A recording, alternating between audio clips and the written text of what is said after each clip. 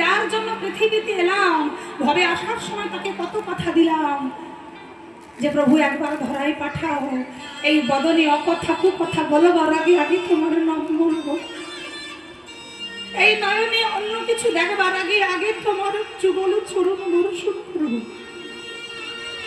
এই হাত দিয়ে অন্য কিছু করবার আগে আগে তোমার সেবা দেব, এই চরণ দিয়ে যেখানে তোমার নাম হবে আমি পায়ে হেঁটে তোমার নাম শুনতে যাব।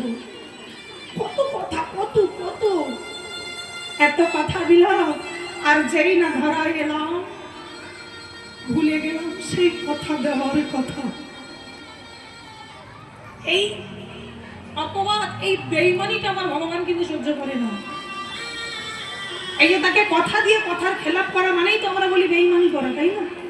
কথা দিলাম কিন্তু ধরায় এসে ভুলে গেলাম, আর এই বেঈমানিটা ভগবান সহ্য করে না। তাই তো মৃত্যুকালে সবাইকে মৃত্যু যন্ত্রণা ভোগ করতে হয়। এই যে কথা দিয়েছিলাম এই নয়ন দিয়ে অন্য কিছু নয়, আগে তোমার জীবনে চরণ দেখব, ধরায় এসে ভুলে গেলাম, যুগল চরণ ছাড়া আর সব দেখে বেড়ালাম। তাই তো মৃত্যুকালে যখন আমাদের শিওরে যখন দাঁড়িয়ে থাকে, তখন কিন্তু সবার প্রথমে চোখে একটা পর্দা ফেলে দেয়।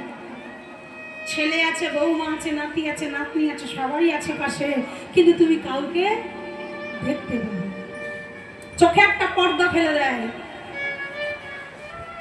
আর তারপরেই বুকের ভিতর শুরু হয় অসহ্য যন্ত্রণা, অসহ্য জ্বালা, বুকটা যন্ত্রণা ফেটে যায়। তুমি যে কাউকে ডাকবে, লালা কফ এসে তোমার গলাটা আটকে দেবে। এই যে কথা দিয়েছিলে ধরাই গিয়ে তোমার নাম করব, কিন্তু ধরাই এসে সেই কথা না রেখে আমরা অকথা কুকথা বলে দিন পার করে গেলাম।